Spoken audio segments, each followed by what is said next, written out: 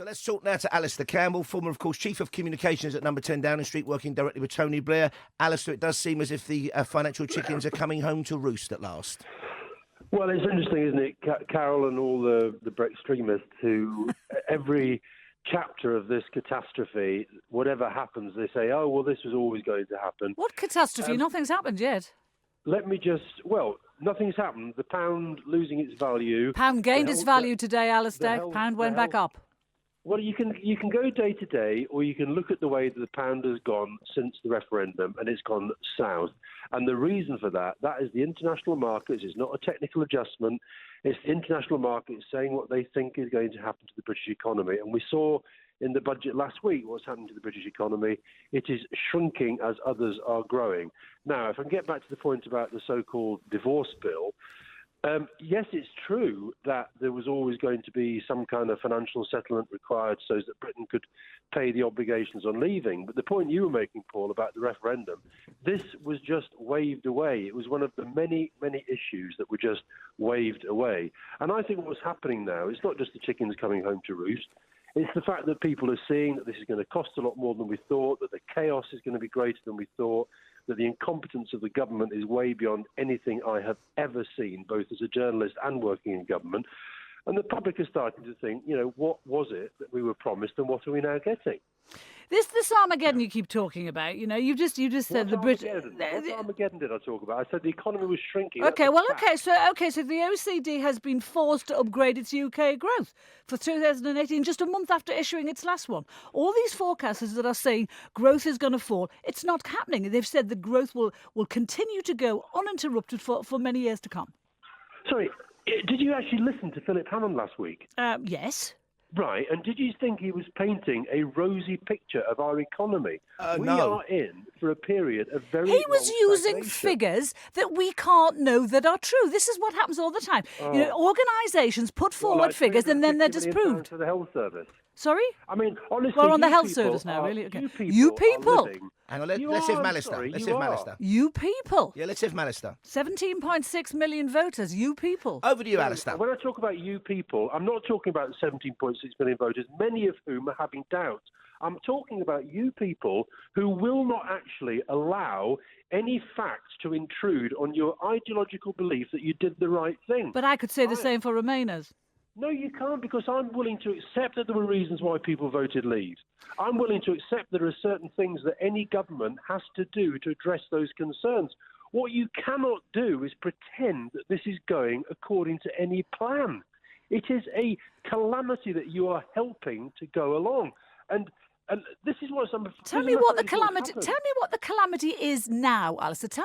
Explain the calamity. We haven't left yet. We haven't agreed a Brexit bill yet. What's the calamity that's happened? I must say that with less than a year to negotiate, that's calamity. Let me ask a question now. Can I answer your question, or do you want to just rant? Well, and it's not me. It's Paul interrupted, not me.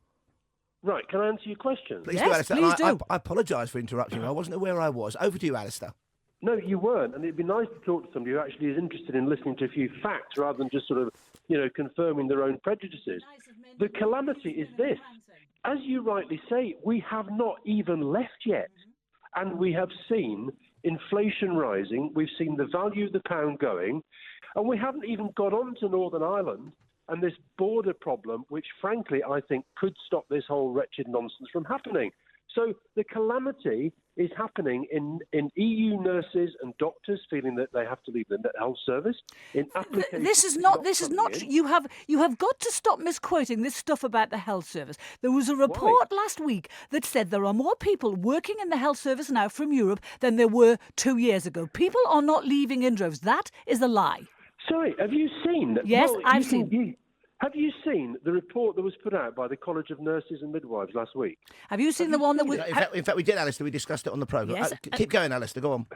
No, but honestly, Paul, this is why it's virtually impossible to have a rational debate with whether it's Boris Johnson or it's the journalists who scream loudest for Brexit. Can you honestly say, Carole, that this is going well for Britain? We're in the middle of negotiations, Alastair. And you know what I really resent? People like you saying to me, using words like ranting and screaming, and that's the words that you address to me. No, you're the one who's been ranting for the past 5 minutes, not me. No, I'm trying to get. Listen, if an interviewer like Paul phones me up and asks me to do an interview, I assume he wants to have a conversation. Well, I mean, I'm involved in the conversation too. I'm sorry, you might not like that, but I am involved in the conversation. I'm sure Alistair doesn't mind it. But I'd rather have it with somebody who's prepared. So another to Remainer, engage obviously, on yeah. the basis of facts. You'd rather have it with another Remainer. That's No, not I quite the wouldn't. case. I'd rather have it on the basis of fact. Listen, I'm doing a debate with a couple of Brexiteers tonight. I like arguing, but I really do think the debate would be better served if people were able to have it on the basis of fact. And if you look at what was promised by the Brexit extremists, the Johnsons, the Farages, the Goves, the Davises, and the rest of them, what was promised against what is now happening, and what you about cannot pretend. And what about all the Remain predictions about what was going to happen just before the vote? What about all the wild Remain, World War III, Armageddon, instant recession? None of it happened. You go and find anywhere where I said any of that. I didn't say you said it. I said Remainers. Right, you can, but listen.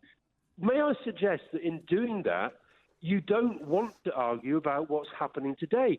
Answer my question. Is what is happening today what is promised by Boris Johnson, Michael Gove, David Davis, Liam Fox, and the rest of them? And I will say again, we have not completed negotiations yet. We've barely started. It's going to get worse because you can only get. I have been involved in lots and lots of European negotiations, and I'll tell you, it is blindingly obvious now that we are going to get either no deal or a bad deal, because there is no deal as good as the one that we're giving up. And we now find out we're giving it up for considerable cost. We're giving it up for the loss of standing in the world. We're becoming a joke around the world. Loss of standing, but yes, of course I do get it. You know what's really annoying? The kind of patronising that Brexiteers get from people like you. Do I get out in the world? Yes, I do. I read just as much as you do, Alastair. It's hard not to patronise somebody who will not engage on the basis of fact. Not to patronise, because it actually makes you look silly too. And let's both of us leave it there, I think. But Alistair, I really appreciate your time this morning. Fascinating and feisty stuff there.